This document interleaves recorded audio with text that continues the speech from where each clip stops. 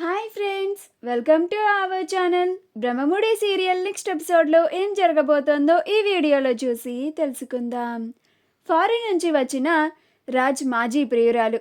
అసలేం జరిగింది అని తెలుసుకోవడానికి ఈ వీడియోని స్కిప్ చేయకుండా ఎండ్ వరకు చూసేయండి. అనామిక రాజ్ కావ్యలని నిందిస్తూ ఉంటుంది. అప్పుడు అప్పు అనామికని అక్కడి నుంచి రమ్మని తీసుకెళ్ళిపోతూ ఉంటుంది. అప్పుడు అనామిక, నన్ను వదలండి, నేను ఎలాంటి తప్పు చేయలేదు.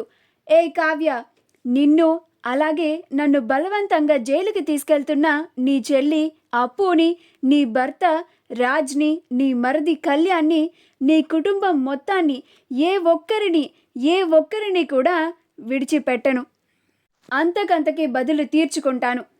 ఈ అనామిక అంటే ఏంటో రుజువు చేసి చూయిస్తాను. నేను మళ్ళీ వస్తాను. నా కంఠంలో ప్రాణం ఉండగా మీ కుటుంబాన్ని అస్సలు వదిలిపెట్టేదే లేదు అని అంటూ ఉంటుంది. అప్పుడు కానిస్టేబుల్, ఏంటమ్మా నువ్వు పగ తీర్చుకునేది, ముందు జైలుకి పదా అని అంటుంది. అప్పుడు అనామిక, నన్ను వదలండి, నేను ఎలాంటి తప్పు చేయలేదు.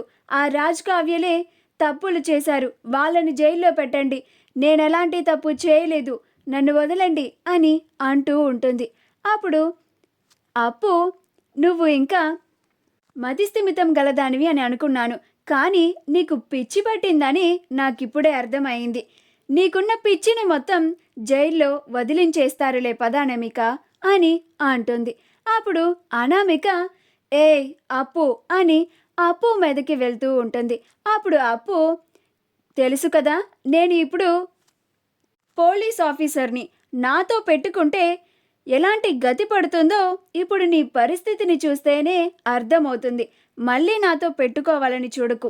ఇంకా నీకు 14 ఏళ్ళు జైలు శిక్ష కాదు, జీవితాంతం జైల్లోనే ఉండేలాగా చేస్తాను అని అంటుంది. అప్పుడు అనామిక, ఏంటి నన్ను బెదిరిస్తున్నావా అని అంటుంది.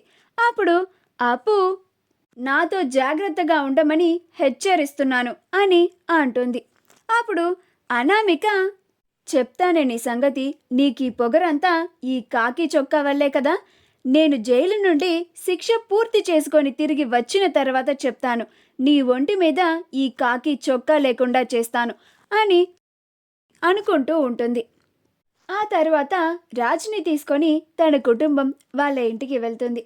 ఇంటికి చేరుకోగానే అపర్ణ ముందు ఇంట్లోకి అడుగుపెట్టి, నన్న రాజ్ ఆగు అని రాజ్ని గుమ్మం దగ్గరే ఆపేసి, అమ్మ కావ్య, రాజ్ చాలా ప్రమాదం నుండి బయటపడి ఇంటికి తిరిగి వచ్చాడు.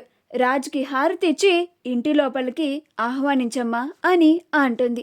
అప్పుడు కావ్య, అలాగే అత్తయ్య అని పరుగు పరుగున వంటగదిలోకి వెళ్ళి హారతి పళ్ళాన్ని రెడీ తీసుకొని వచ్చి రాజ్కి హారతి ఇస్తూ ఉంటుంది. అలా రాజ్ ఇంట్లోకి అడుగు పెడతాడు. అప్పుడు అపర్ణ, నాకిప్పుడు చాలా సంతోషంగా ఉంది నాన్న, నువ్వు నిర్దోషిగా బయటికి వచ్చావు, ఇక మనకి ఎలాంటి సమస్యలు లేవు అని అంటుంది. అప్పుడు ధాన్యలక్ష్మి కూడా, అవును రాజ్, నువ్వు జైల్లో ఉన్నప్పటి నుంచి నాకు కూడా మనశ్శాంతిగా లేదు. ఎలాంటి తప్పు చేయని నీ మీద ఆ అనామిక కావాలని నింద మోపి ఇప్పుడు తాను తీసిన గొత్తులో తానే పడింది. తాను చేసిన హత్యని తానే పనిమల బయట పెట్టుకున్నట్లు అయ్యింది అని అంటుంది. అలా దుగ్గిరాల కుటుంబం అంతా రాజ్ నిర్దోషిగా తిరిగి ఇంటికి వచ్చేశాడని చాలా సంతోషంగా ఉంటారు. కానీ రుద్రాని, రాహుళ్ళు మాత్రం అస్సలు సంతోషంగా ఉండరు.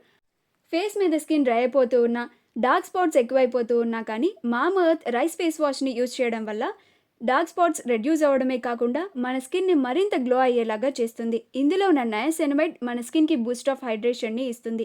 ఈ ప్రోడక్ట్ని మీరు వెంటనే ఆర్డర్ చేసుకోవాలనుకుంటే డిస్క్రిప్షన్లో ఉన్న లింక్ని యూజ్ చేసి కానీ, లేదా వీడియో మీద స్క్రోల్ అవుతున్న షాపింగ్ ఐకాన్ని క్లిక్ చేసి కానీ ఆర్డర్ చేసుకోవచ్చు. ఈ లింక్ని యూజ్ చేసి మీరు ఆర్డర్ చేసుకుంటే అప్ టు 25% వరకు మీకు డిస్కౌంట్ వస్తుంది.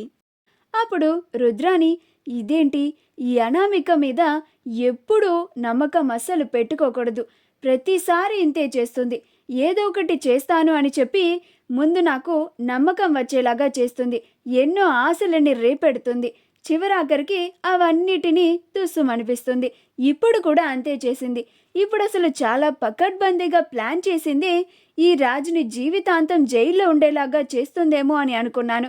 ఈ కుటుంబాన్ని నేను పాలిద్దాం అనుకున్నాను. ఆ రాజ్ పాలిస్తున్న కంపెనీలన్నిటినీ నా కొడుకు చేతిలోకి వచ్చేలాగా చేయాలి అని అనుకున్నాను. కానీ ఆ అనామిక మొత్తం తారుమారు చేసేసింది. ఇక నుంచి వాళ్ళని వీళ్ళని నమ్ముకోకుండా నా సొంత ప్రయత్నాలని నేను చేయాలి అని అనుకుంటూ ఉంటుంది. అప్పుడు ఇందిరాదేవి ఇప్పుడు మనమందరం ఎలాంటి సమస్యలు లేకుండా చాలా ప్రశాంతంగా ఉండొచ్చు అని అంటుంది. అప్పుడు సీతారామయ్య, అవును చిట్టి, నువ్వు చాలా కరెక్ట్గా చెప్పావు. ఇన్నాళ్ళకి సమస్యల మీద సమస్యలు వచ్చి మనం చాలా కష్టాలు పడ్డాము. ఇప్పుడు మనసు కుదుట పడింది. మనసుకి ఇప్పుడు చాలా ప్రశాంతతగా అనిపిస్తోంది అని అంటాడు. అప్పుడు రుద్రాణి, ఏమో ఎవరికి తెలుసు, తక్షణమే మరొక కొత్త సమస్య పుట్టుకురావచ్చేమో అని అంటుంది. అప్పుడు ఇందిరాదేవి, రుద్రాణి, అదసలు నోరేనా? ఆ నోట్లో నుంచి మంచి పలుకులు అసలు రావా అని అంటుంది. అప్పుడు స్వప్న, అయ్యో అమ్మమ్మగారు, ఎవరి గురించి ఏం మాట్లాడుతున్నారు మీరు? మా అత్త నోట్లో నుంచి మంచి మాటలు రావడమా? అమ్మో, ఇంకేమన్నా ఉందా? ఈ భూమి తలకిందులుగా అయిపోదు అని అంటుంది.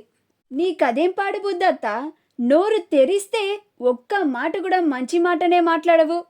రాజ్ ఇప్పుడే సమస్య నుంచి బయటపడి ఇంటికి క్షేమంగా వచ్చాడు అని అందరూ ఆనందంగా ఉన్నారు. ఇలాంటి సమయంలో అలాంటి అపశకనపు మాటలు మాట్లాడతావేంటత్తా అని అంటుంది. ఈ ఇంటికి మంచి జరిగినా, ఈ ఇంట్లో వాళ్ళు సంతోషంగా ఉన్నా నువ్వు జీర్ణం చేసుకోలేవు కదూ అని అంటుంది. అప్పుడు రాహుల్, ఇది చాలా ఎక్కువగా మాట్లాడుతుంది మమ్మీ అని అంటాడు. అప్పుడు రుద్రాణి, రే రాహుల్, నువ్వు సైలెంట్గా ఉండురా, మనకి టైం వస్తుంది, అప్పుడు చెప్దాము దాని సంగతి అని అంటుంది. ఈలోగా రాజ్కి ఒక కాల్ వస్తుంది. అప్పుడు రాజ్ పక్కకి వెళ్ళి కాల్ లిఫ్ట్ చేసి హలో అని అంటాడు. అప్పుడు రాజ్ మాజీ ప్రియురాలు కాల్లో హలో రాజ్ అని అంటుంది. అప్పుడు రాజ్ ఎవరు అని అంటాడు. అప్పుడు రాజ్ ఫ్రెండ్, నేనెవరో నీకు తెలీదా హ్యాండ్సమ్ అని అంటుంది. అప్పుడు రాజ్, ఎవరి కాల్లో మాట్లాడేది, ముందు పేరు చెప్పండి అని అంటాడు. అప్పుడు తన ఫ్రెండ్, నేనేమో నీకోసం ఫారిన్ నుంచి ఇక్కడికి వచ్చాను, కానీ నువ్వు మాత్రం నా పేరుని కూడా గుర్తుపెట్టుకోలేదా అని అంటుంది. అప్పుడు రాజ్ మర్యాదగా ఎవరు మాట్లాడుతున్నారో పేరు చెప్పండి, లేకపోతే కాల్ని కట్ చేస్తాను అని అంటాడు. అప్పుడు రాజ్ ఫ్రెండ్, అమ్మో వద్దులే రాజ్, నువ్వు అసలేం మారలేదు, నీ కోపాన్ని అస్సలు తగ్గించుకోలేదు. నేను కాలేజ్లో నీ వెంట పడేదాన్ని నాన్సీని మాట్లాడుతున్నాను అని అంటుంది. అప్పుడు రాజ్, ఓ నాన్సీ నువ్వా, చెప్పు అని అంటాడు. అప్పుడు నాన్సీ, నీకోసం నేను ఇప్పుడు మీ ఇంటికి వస్తున్నాను రాజ్ అని అంటుంది. అప్పుడు రాజ్ చాలా ఎగ్జైటింగ్గా ఫీల్ అయిపోతూ ఉంటాడు. మా వీడియో కనుక మీకు నచ్చినట్లయితే లైక్ చేయండి, షేర్ చేయండి, మా ఛానల్ని సబ్స్క్రైబ్ చేసుకోండి, పక్కనే ఉన్న బెల్ ఐకాన్ని క్లిక్ చేయడం మాత్రం మర్చిపోకండి.